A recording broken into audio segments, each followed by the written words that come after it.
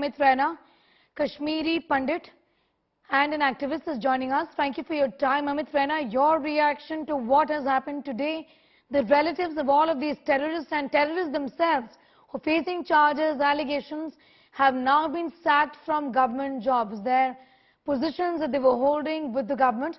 Finally, the Lieutenant Governor's office has decided to get them, in fact, to remove them.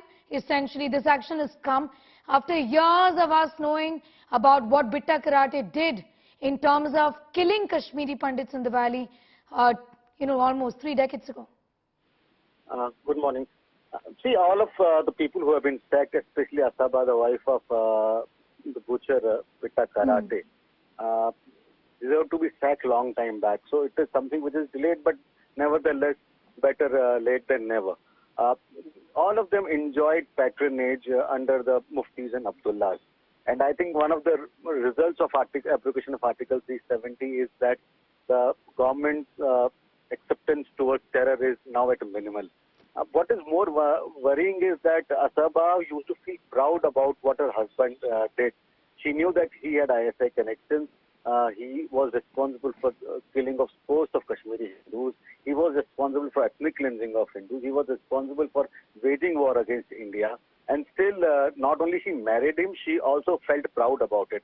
And the Muftis and Abdullah continued to ignore her support to the terror movement. In fact, gave her patronage, encouraged her, and gave her all the protection that was needed. So it's a welcome step.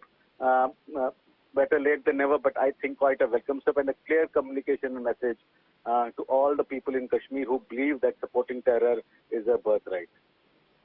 And there's delayed action. You did say better late than never, but these are people who enjoyed these positions. There were backdoor entries.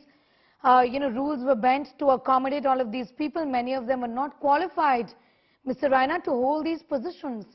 But they were accommodated. It's not just about hiring these people on the basis of merit, by the way, which is also wrong.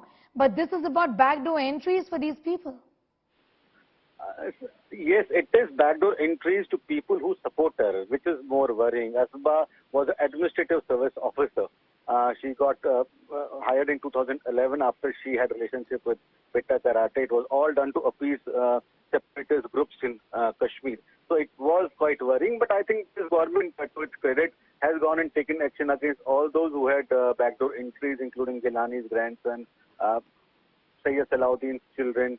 So there is an action which is going against the people who have waged war against India directly or indirectly, or have supported people who do not believe in the idea of India or the concept of India. So I think that it is a welcome move.